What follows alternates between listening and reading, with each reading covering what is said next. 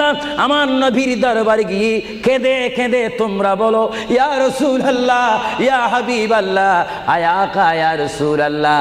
আল্লাহ কোরআনে বলেছে ওয়ালাউ আন্নাহুম ইয যালামু আনফুসাহুম জাউকা ফাস্তাগফিরুল্লাহ ওয়াস্তাগফার লাহুমুর রাসূল। আল্লাহ বলেছে হে বান্দা তোমরা ডানে না গিয়ে বামে না গিয়ে পিছে না গিয়ে তোমরা সরাসরি আমার নবীর কদমে চলে যাও। আমার নবীর কদমে গিয়ে আমি আল্লাহর দরবারে তোমরা তওবা করো। তওবা করতে করতে তোমাদের চোখের পানি যখন বাইর হয়ে যাবে আর ওই মুহূর্তে যদি আমার বন্ধু যদি তোমাদের জন্য আমার দরবারে সুপারিশ করে, আমি আল্লাহ তোমাদেরকে ওয়াদা দিয়ে দিলাম, গ্যারান্টি দিয়ে দিলাম, আমার রাসূল যদি তোমাদের জন্য আমার দরবারে সুপারিশ করে সঙ্গে সঙ্গে বান্দা তোমার অতীতের জীবনের কবিরা সগীরা গুনাহ মাফ করে দেব। জোরে বলেন সুবহানাল্লাহ, আরো জোরে বলেন সুবহানাল্লাহ। আমার আপনার গুনাহ মাফ করার জন্য রাসূলুল্লাহর দরবারে যাওয়ার দরকার আছে কিনা? চিৎকার দিয়ে বলুন আছে কিনা? সাইয়্যিদনা আবু বকর সিদ্দিককে আল্লাহ রাসূল বললেন, আবু বকর আমি আমার মায়ের দেশ, আমি আমার বাবার দেশ, আমি আমার দাদার দেশ মক্কাতুল মুআজ্জামা মক্কা শরীফ মাতৃভূমি ছেড়ে আল্লাহর হুকুমে কাফেরদের অত্যাচারে আমাকে এখান থেকে হিজরত করে চলে যেতে হবে।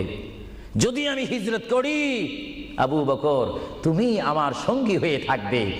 আল্লাহর পেয়ারা নবী হিজরত তিনি শুরু করলেন। চলে যাওয়ার টাইমে সাইয়্যিদনা আবু বকর সিদ্দিকের ঘরের মধ্যে গেলেন।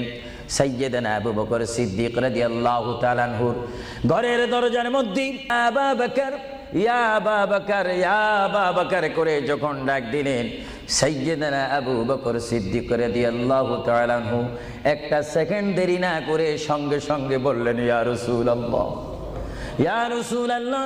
আল্লাহর পেয়ারা নবী চক্ষু মুবারকের পানি মুবারক ছেড়ে দিলেন, আবু বকর তুমি রাত্রে এমন সময় আমি এসেছি, নিশি রজনীর মধ্যে এসেছি, যেই টাইমে মানুষ একটু ঘুমায়, ওই ঘুমের টাইমে তোমার ঘরের দরজার মধ্যে এসে তোমাকে ডাক দিলাম।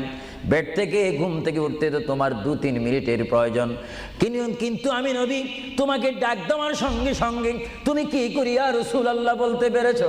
হযরতে আবু বকর চোখের পানি ছেড়ে বলে, হুজুর আপনি আপনার সঙ্গে আমাকে হিজরতের কথা বলেছেন, কোন দিন হিজরত করতে হবে তা আপনি নির্দিষ্ট বলেন নেই। হুজুর আজকে কয়েক মাস অতীত হয়ে গেল আমার জীবনের মধ্যে আরামের ঘুমকে হারাম করে দিয়ে রাত যখন হয়ে যায় আমার পিঠটা দরজার সাথে লাগিয়ে আমার কানটা দরজার সাথে লাগিয়ে রাখতাম। আল্লাহর নবী কখন আমাকে ডাক দেয়, জোরে বলেন সুবহানাল্লাহ।